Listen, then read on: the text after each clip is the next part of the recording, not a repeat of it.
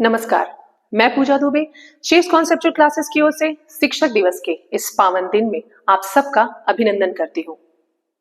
हाथों में किताब, चेहरे पर वो रौब, कलाई पर वो घड़ी लौटा दीजिए। लौट आएगा बच्चों में फिर से वो अनुशासन, शिक्षक को उसकी छड़ी लौटा दीजिए। इन पंक्तियों को लिखने का या बोलने का एक महत्वपूर्ण उद्देश्य है।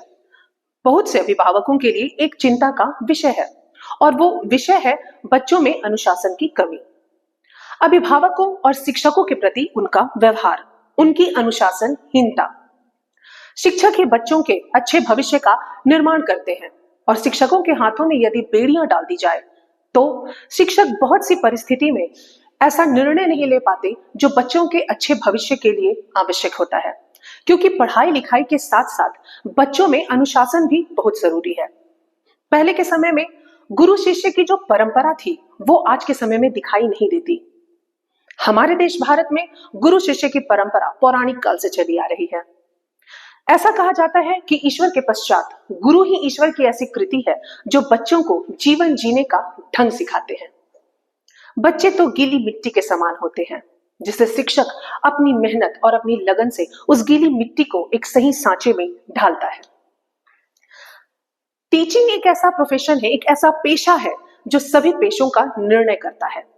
शिक्षक थक सकते हैं, शिक्षक रुक सकते हैं, पर शिक्षक हार नहीं मान सकते, क्योंकि शिक्षक के हाथों में किसी का भविष्य मुस्कुरा रहा होता है। हमारे शास्त्रों में कई ऐसे किस्से कहानियां हैं जिससे हमें शिष्य के प्रति गुरु का कर्तव्य और गुरु के प्रति शिष्य की सच्ची निष्ठा और श्रद्धा का प्रमाण मिलता है। महाभारत काल में जब गुरु द्रोणाचार्य ने एकलव्य को अपना शिष्य मानने से और अपने गुरुकुल में लाने से इनकार कर दिया था, तब एकलव्य ने क्या किया था? अपने गुरु की एक प्रतिमा, एक मूर्ति बनाई थी और केवल उस मूर्ति से प्रेरणा लेकर ही वो धनुर्विद्या सीखने में उसने वही सफलता प्राप्त की जो बाकी के योद्धाओं ने बाद में गुरु द्रोणाचार्य के गुरुकुल में रहकर की। उस प्रतिमा के रूप में एकलव्य को हमेशा ही अपने गुरु के पास रहने का एहसास था, और जब गुरु पास में हो, साथ में हो, तो सफलता हासिल करने से आपको दुनिया की कोई ताकत नहीं रोक सकती।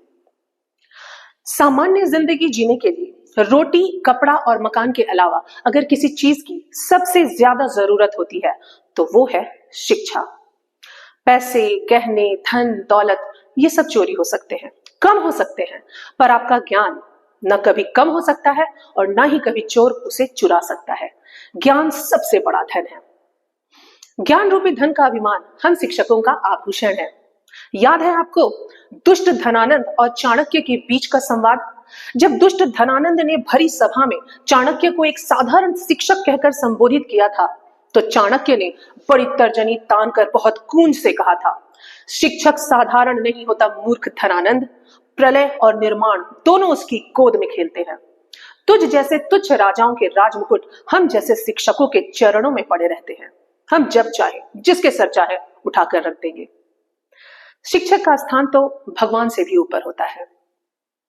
गुरु गोविंद दोऊ खड़े, काके लागू पांव, बलिहारी गुरु आपने, गोविंद दियो बताए। अर्थात यदि हमारे सामने गुरु और ईश्वर दोनों विद्यमान है तो हम पहले अपने गुरु के सामने शीश नवाएंगे और बाद में ईश्वर के सामने। पता है क्यों? क्योंकि गुरु ने ही हमें ईश्वर तक पहुंचने का मार्ग बताया है। शिक्षक हर रूप में सम्माननीय है, पूजनीय है। अंत में मैं अपने उन सभी शिक्षकों को धन्यवाद ज्ञापन करना चाहूंगी जिन्होंने मेरी जिंदगी में मुझे कुछ न कुछ सिखाया। विद्यालय स्तर से लेकर के विश्वविद्यालय स्तर तक मेरे जितने भी गुरु हैं, मेरे जितने भी शिक्षक हैं जिनसे मैंने शिक्षा ग्रहण की है, उनको मेरा कोटि कोटि प्रणाम। धन्यवाद।